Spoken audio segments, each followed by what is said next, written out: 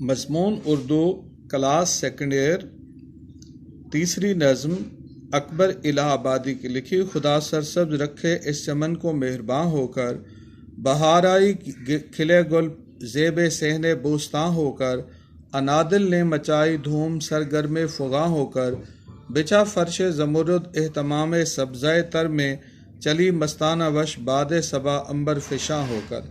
قصیدہ بہاریہ کے نشار میں آمد بہار کی رنگینیوں پر روشنی ڈالی گئی ہے۔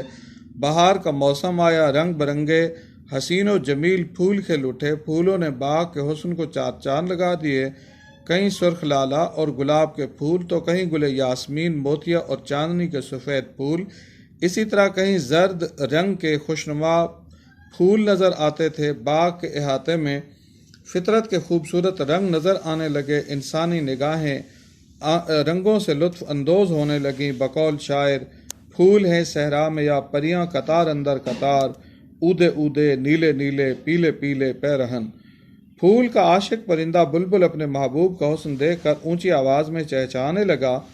بہار کے موسم کا اثر ہر شے پر مرتب ہونے لگا۔ بلبل کا شور یوں بلند ہوا جیسے موسم بہار کی آمد پر استقبال کیا جا رہا ہو۔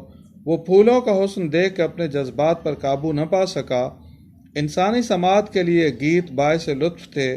بہار کا موسم، صبح کا عالم، ٹھنڈی ہوا، تازہ پھول، بلبل کی نغمہ سرائی، حسن فطرت اپنے شباب پر تھا۔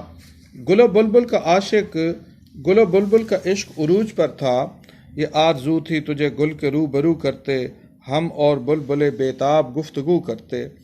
احاطہ گلشن میں تر و تازہ سبزہ اگایا، سبزے کا منظر یوں نظر آنے لگا جیسے زمرد نامی قیمتی پتھر کا فرش بچھ گیا ہو۔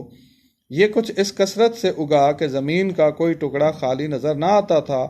جا بجا اور تحت نگاہ سبزہ ہی سبزہ تھا۔ بہار کے موسم میں نمو کا عمل اپنے عروج پر تھا۔ اس حسین موسم نے سبزے کو وہ نمو بخشی کہ تحت نگاہ روئے زمیں پر سبزہ ہی سبزہ نظر آتا تھا۔ فطرت کے اس رنگ نے باغ کو ہریالی بخشی۔ نیچے سبز رنگ اور اوپر رنگ برنگے پھول، قدرت کے خلق کردہ رنگوں کا حسین امتزاج رعنائی چمن میں اضافے کا وسیلہ بنا۔ ٹھنڈی ہوا میں سبزہ صحرا کی وہ لہک شرمائے جس سے اطلس زنگاری فلک۔ صبح کی خوشبودار ٹھنڈی ہوا چلنے لگی، باد صبا کسی کے عشق میں مست دیوانے کی طرح چلی۔ صبح کے وقت ہوا پھولوں کی خوشبو بکھیرنے لگی۔ اس ہوا نے سبزے کو لہلانے پر مجبور کر دیا، جیسے کسی کے عشق کے نشے میں چور آدمی سر دھنتا ہے، بالکل اسی طرح سبزہ ہوا میں جھوم رہا تھا۔